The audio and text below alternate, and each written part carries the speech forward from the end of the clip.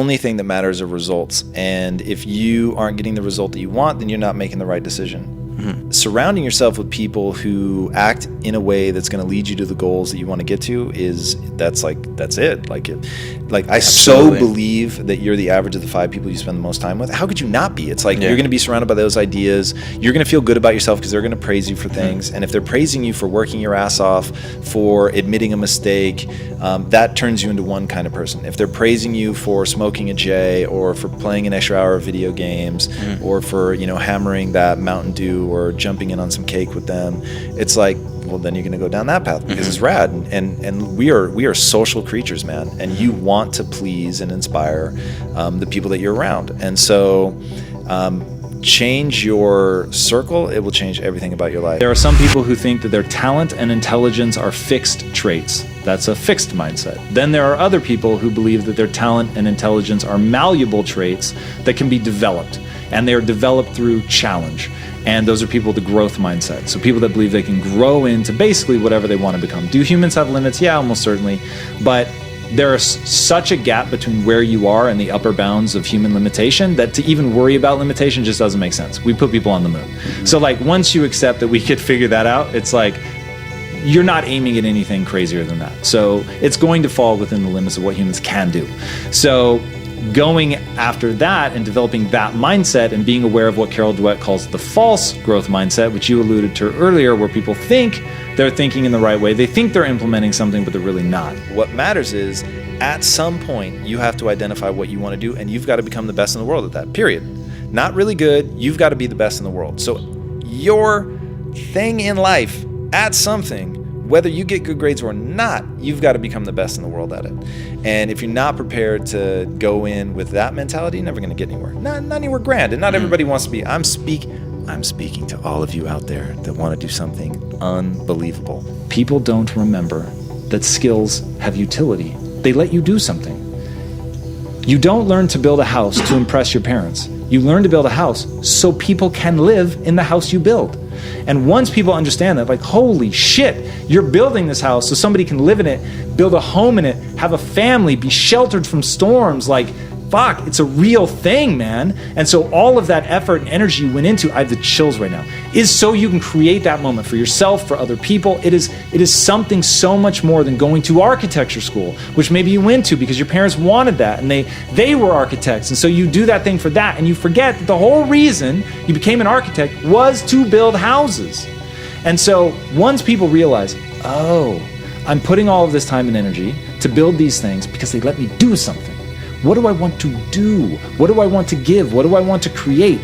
When you look at skills from that perspective, it is being a superhero. It is being a superhero. You're going to collect these abilities. These abilities actually let you do something. The fact that Superman can fly allows him to save people, allows him to do things other people can't do. We all have this opportunity to become capable of the extraordinary, to be able to do things other people can't do. And that feels so good. Thinking of myself as the person who's just good enough to recognize that other people are better, stop doing that. Yeah. And now start thinking relentlessly about acquiring new skills. That's it. Like, whatever. Be inspired by people that are better than you. Great. That's amazing. But don't sit there and lament, which is what I used to do, that you're not as good as them. Find out, how close can you get? Having a growth mindset so that you want to see how you're wrong, that you can have these really ferocious ideas, but hold them loosely.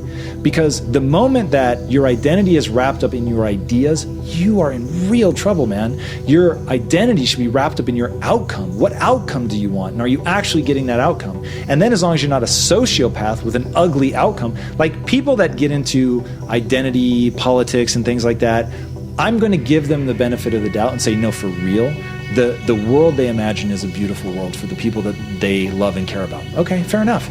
So I'll just give them that they're trying to do something positive. But when you look at the outcome in terms of how it affects everyone, it starts to break down pretty fast.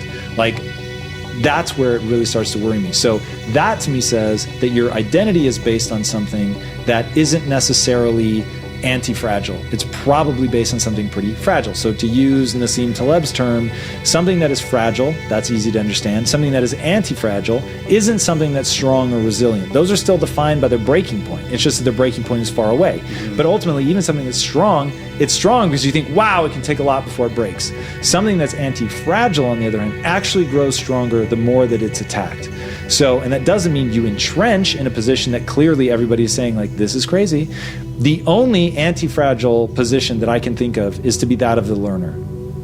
That is truly anti-fragile. So for instance, if you come at me and say that I'm stupid, I'll be like, amazing, in what way? And the reason that I say amazing is because I know that skills make me more powerful. So you've just said that I have a blind spot, which means that I'm less powerful than I could be. And I'll define power because I think it weirds some people out. To me, powerful just means you can close your eyes, imagine a world, a better world than the one that we have today. You can then open your eyes and actually create that world. So that's the kind of power that I'm trying to amass in my life, the ability to impact people at scale in a positive way.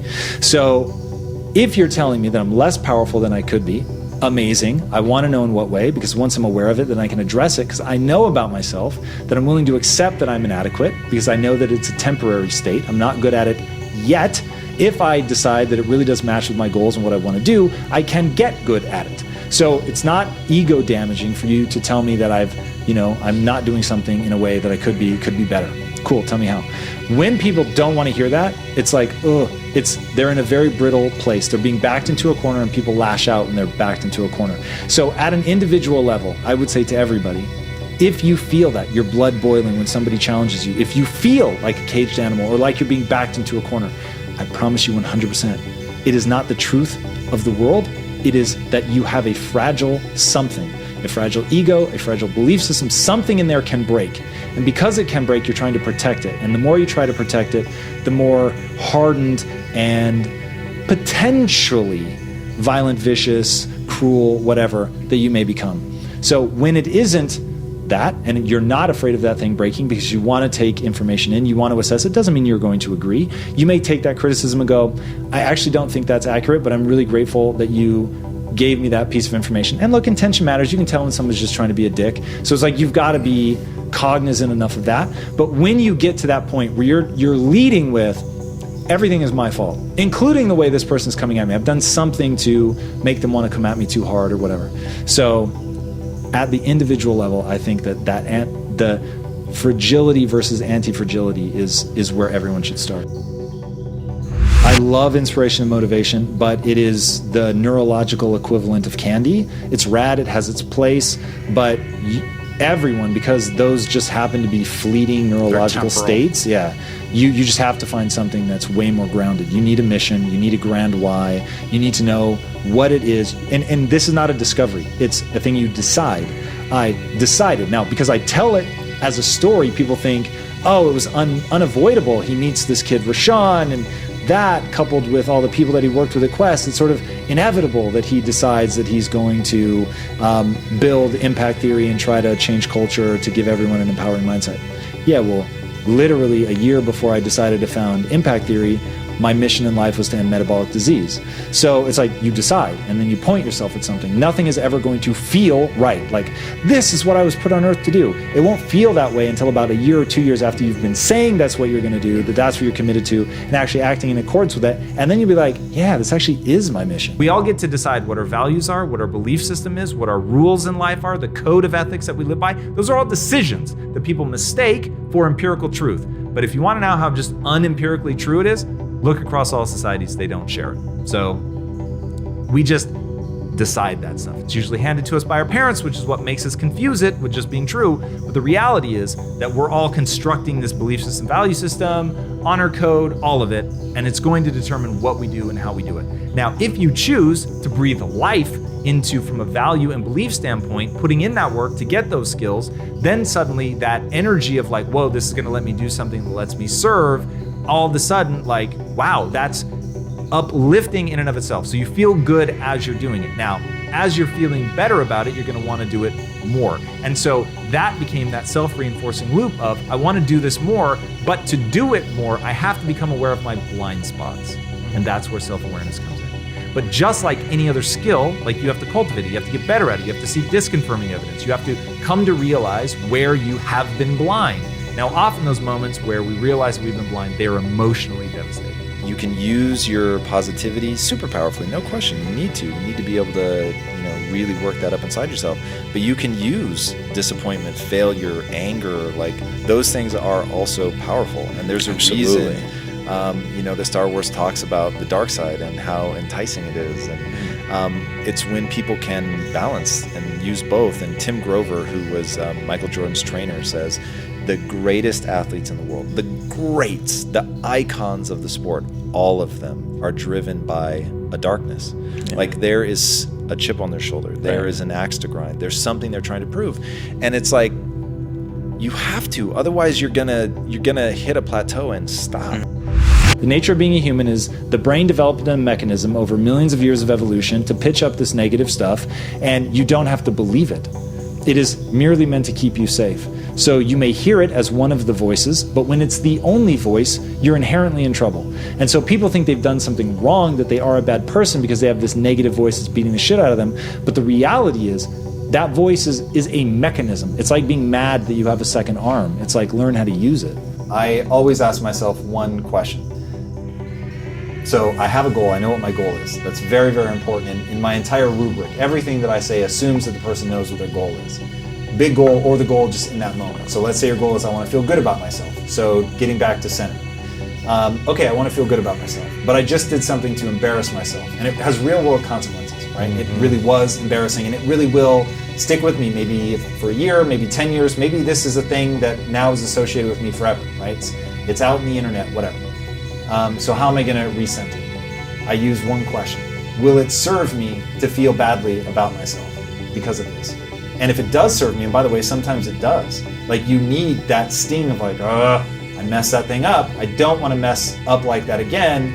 And being upset by it, never more than 20% of your time, but in that 20%, leaning on what I call the dark side, to be like angry about it, be upset, hold yourself accountable, and not just let yourself off the hook. Be like, yeah, you screwed that up. You weren't paying enough attention. Your skill set wasn't ready, whatever. But 9 or 8 times out of 10, I guess, the right answer is no, it's not going to serve me. And even if kicking my own ass served me for a little bit, it's not going to serve me for long. So I need to very rapidly transition into forgiveness, into just not focusing on it, letting it go, and knowing that. So I have a belief that I've consciously instilled in my life that I only do and believe that which moves me towards my goal. So even if it's true that I'm a moron, believing that isn't going to serve me. So I just go, okay, well, that's not going to serve me, so I need to at least believe I can get better. Oh, okay, I can get better, cool, then I'm just going to focus on that. Yeah. And that simple reframe pulls me out of that, and it's a pattern interrupt, right? Using cognitive behavioral therapy language. I don't allow myself to death spiral about what a moron I am. There really are only 2 macro level motivators that we have in life, and that's pleasure and pain. And so what I want people to understand is, okay, so if nature only gave you 2 things to motivate you, pleasure and pain, why would you eliminate half of them?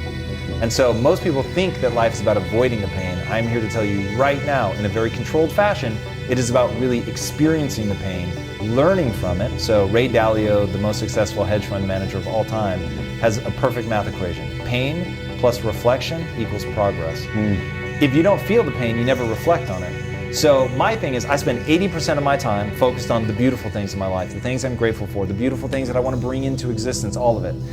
20% of the time though, I'm in the darkness, man. I'm in that Tim Grover, relentless, I'm going to make this happen if I have to break myself, and I'm not afraid to lean into that because I know how powerful it is. So I'm always looking for ways in which I'm wrong because I don't value myself for being right. And once people understand that for me, it wasn't, in the beginning, I was just telling myself to do that. It wasn't at a limbic level.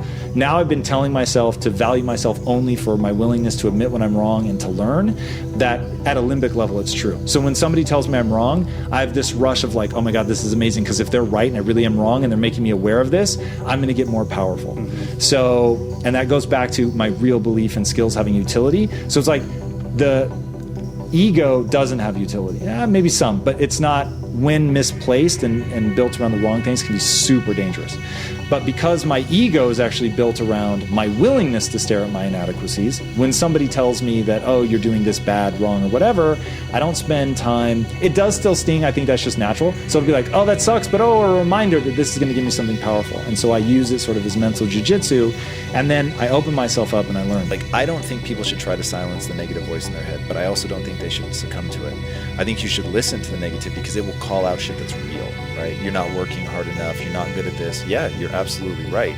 But if I let that affect how I feel about myself, now it becomes self-destructive. So that voice has got to be like that voice of clarity. It's got to be the, oh shit, okay, that's the thing I need to work on. Got it. It's got to be a counselor, not a jailer.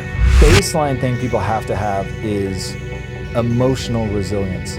So you have to, and this to me is a skill, you have to learn how to emotionally recalibrate. So when I was the kid in the server room, and there was a whole bunch of people farther ahead in their entrepreneurial journey than I, and they all heard the same message about you can be a partner, and none of them did anything with it. I started asking, why aren't they doing anything with it? And I realized the answer was I could self-soothe faster than they could.